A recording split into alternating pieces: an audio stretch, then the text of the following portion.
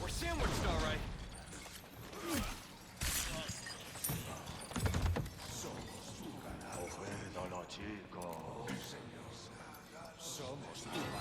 Fuck. I don't feel so.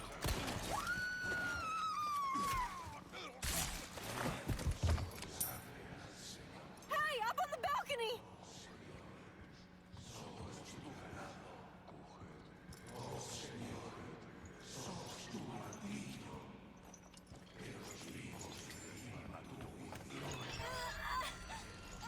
What's happening?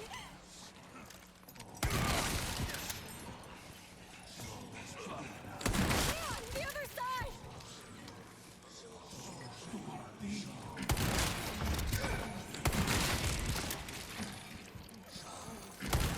Next. What the hell is happening?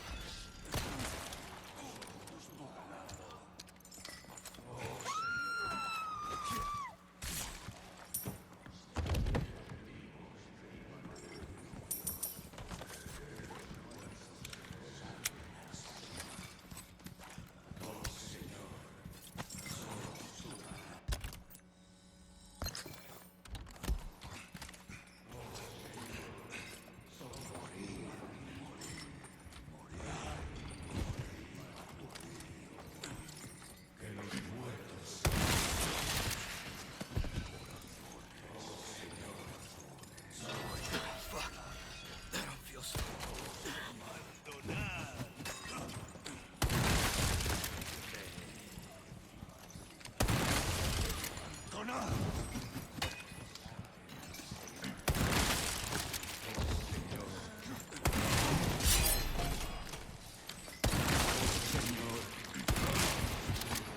Ah, Jesus.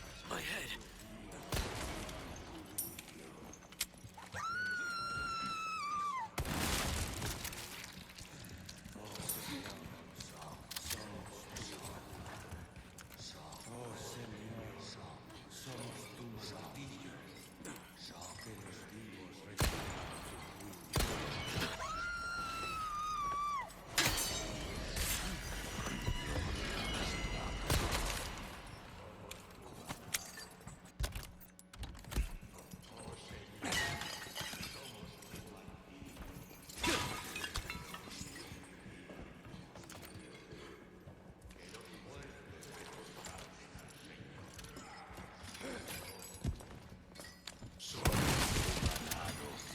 Ah, Jesus. My head.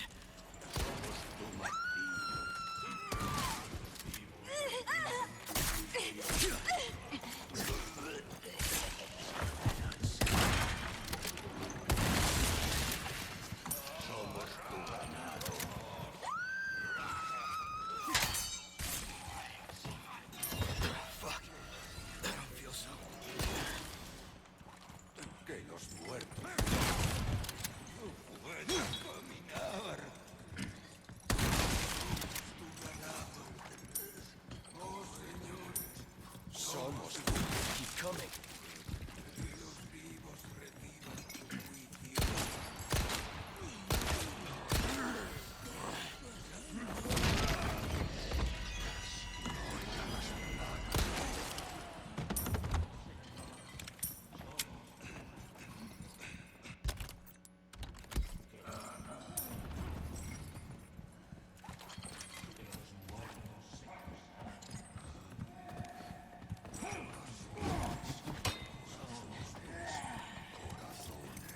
What the hell is happening?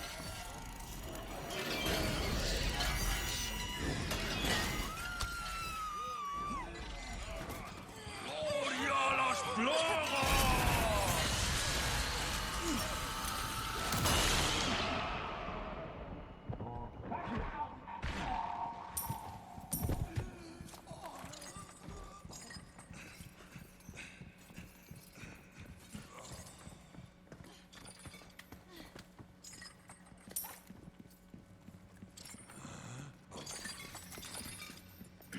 Ah, Jesus.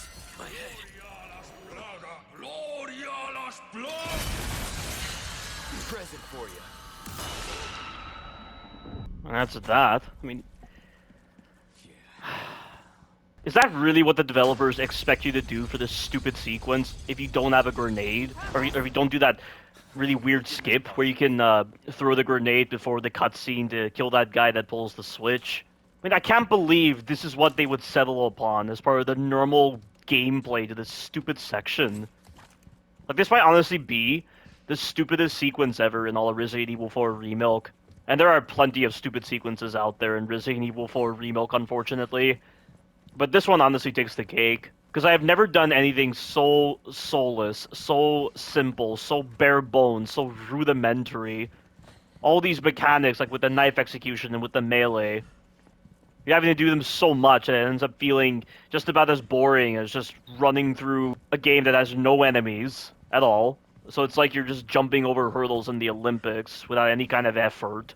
And how the hell does shooting that guy in the head when he's summoning stun him, yet shooting him normally doesn't do anything? Like, that guy, he can take so many shots from the submachine gun before he gets stunned. He can take multiple shotgun shells to the leg, and he still won't be stunned to do a knife execution. And even when you do stun him in order to set up for the knife execution, the prompt disappears so quickly that it just comes across as bad detection. So you literally have to just wait here and shoot this guy in the head when he summons.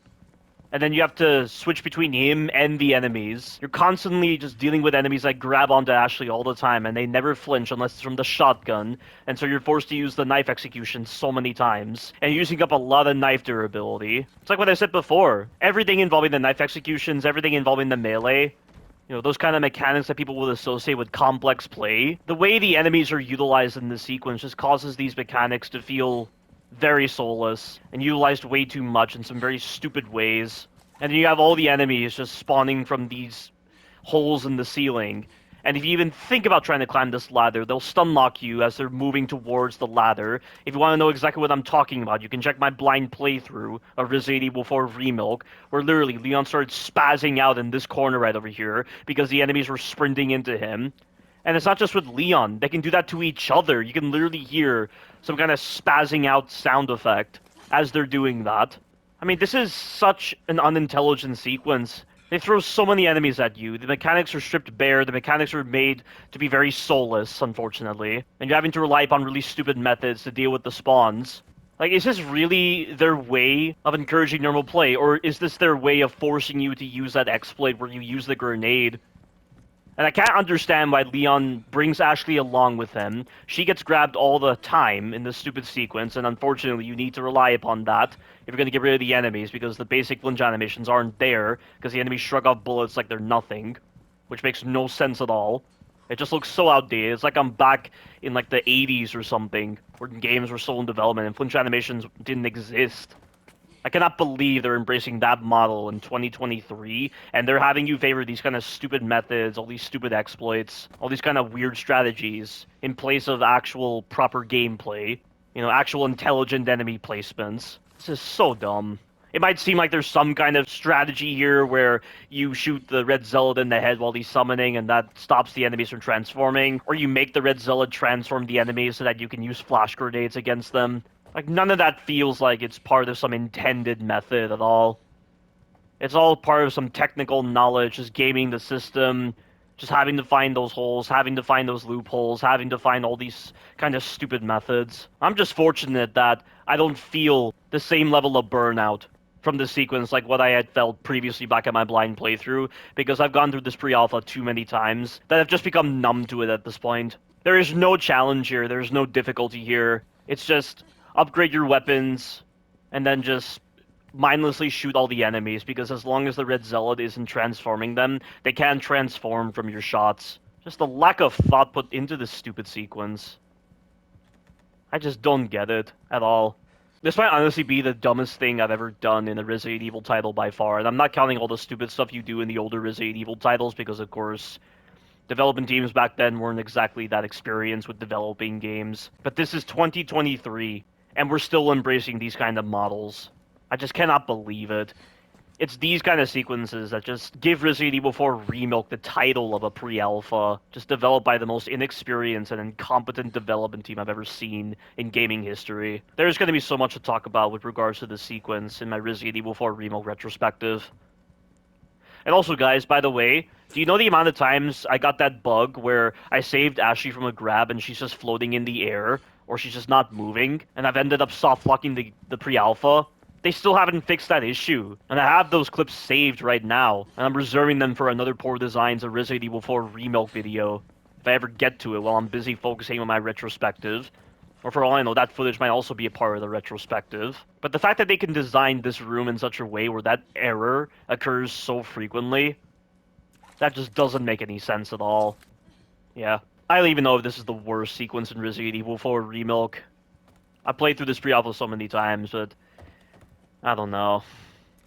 Like, because of the existence of this exploit with using the grenade or the flash grenade to stun the guy, even though that should technically be the normal thing. Personally, I don't understand why they have that cutscene there. Like, why are Leon and Ashley just standing there like idiots, allowing this guy to pull the switch, to drop them down into this stupid sequence? Just throw a flash or a grenade, or just shoot the guy, dude. Don't stand there like an idiot and let him box you in. What's wrong with you, Leon? The justifications that developers give for forcing you into this sequence, they don't make any sense whatsoever. Like, they were that proud of what they accomplished with this stupid sequence, that they made it where Leon just stands there like an idiot and doesn't do anything to stop the guy from getting on the switch, unless you cheese it. Like, what is up with that? What a joke. What an absolute joke. Worst Resident Evil title ever made. Worst remake of a game I've ever played. And the worst pre-alpha / game that I've ever played in my entire life. There's going to be so much to look forward to when I get to that retrospective.